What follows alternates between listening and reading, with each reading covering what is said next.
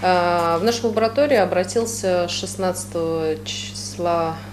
августа 2013 года клиент с просьбой произвести юридический тест. В наличии у него не было постановления суда, и из-за этого мы отказали в производстве именно юридического теста, предложив ему сделать просто информационный тест.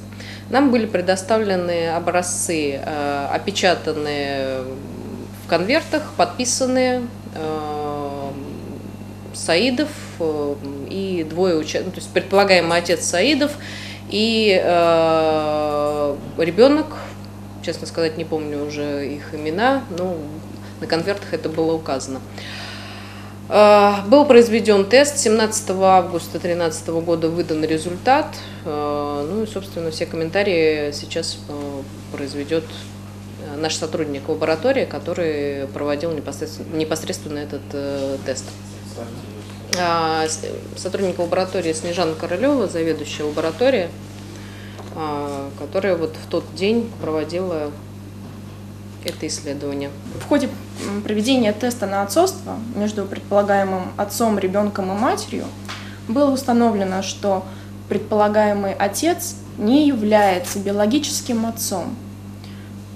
Вот у меня в руках документ, подтверждающий нашу экспертизу, и то, что ответ действительно отрицательный. И вот внизу, где печать, там написано.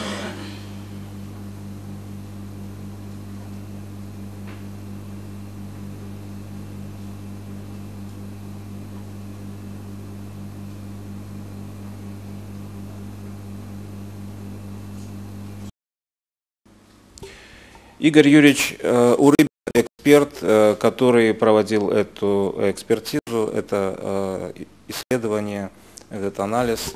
Каковы были результаты первого исследования по делу Заида Саидова? По представленным образцам Саидов не является отцом данного ребенка, отцовство исключается полностью. По запросу адвоката мы провели дополнительное исследование. К нам в лабораторию приехал представитель, то есть адвокат Саидова Заида, и принес образцы биологического материала. Это были волосы.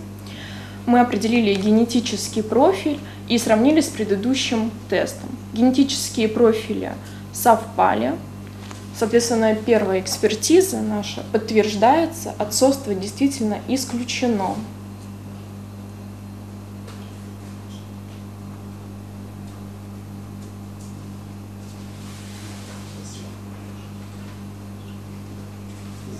Вообще генетический профиль представляет собой индивидуальный набор значений аллелей по определенным локусам. По европейскому стандарту это 16 локусов. У каждого человека он абсолютно индивидуальный. Соответственно, если подтверждается в двух разных анализах профиль одного человека, то ошибки быть не может.